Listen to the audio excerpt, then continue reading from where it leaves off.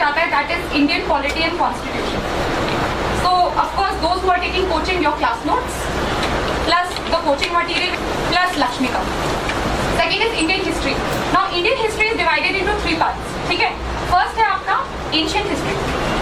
Ancient history again class notes plus class 12 की old NCERT for ancient history, not the new NCERT, old NCERT. Medieval history again class notes, class 12 की old NCERT for medieval history. Modern India class note plus Bipin Chandra की modern Indian history. Publisher है Orient Longman. So एक red colour की book आती है that. Then we have geography.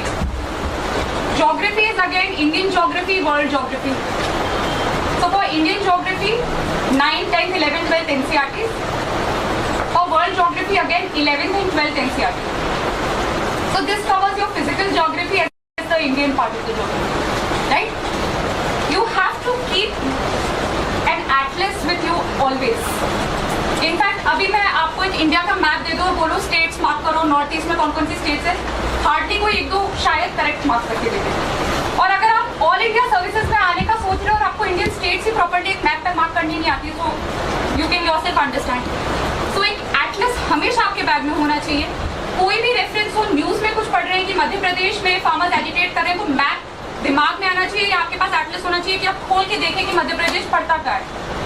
कुछ north east में हो रहा है, मणिपुर में हो रहा है, तो मणिपुर पढ़ कहाँ रहा है. It should be that clear. And same goes for the world map. अगर ब्रिटेन में इलेक्शन चल रहे हैं, where is Britain, right? This is UPSC. Should always be there and you should be very thorough. You should be best friends with your atlas. Science and technology के लिए class 10th NCERTs and the coaching material is enough. Class 10th level का जो NCERT जो हमने सब class 10th board में पढ़ी है, that is more than sufficient. And even आजकल trend ऐसा है कि जो science and tech में जो questions पूछे जा रहे हैं, they are more related to what is currently happening. ठीक है, तो आपको जो करंट अफेयर्स मटेरियल मिलेगा या करंट अफेयर कोई भी मैगजीन जो आप पढ़ रहे हैं उसमें साइंस एंड टेक का एक पोर्शन होगा. हमेशा एक 2 पेज साइंस एंड टेक के आते हैं, वो आपको ध्यान से पढ़ने हैं. Because those guys are following जो भी करंट डेवलपमेंट्स हैं, they are tracking the changes. That you have to be thorough with. और कौन सा subject? Art and culture.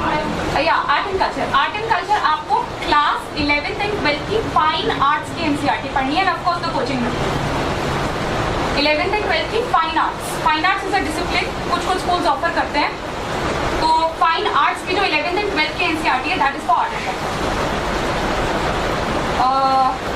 Environment के लिए class notes are more than sufficient, they are very good. Economics, unfortunately economics की कोई एक book नहीं, because देखो I don't know one book which is good. For building base, you can again do class 11, 10th, 11th, 12th की NCERTs.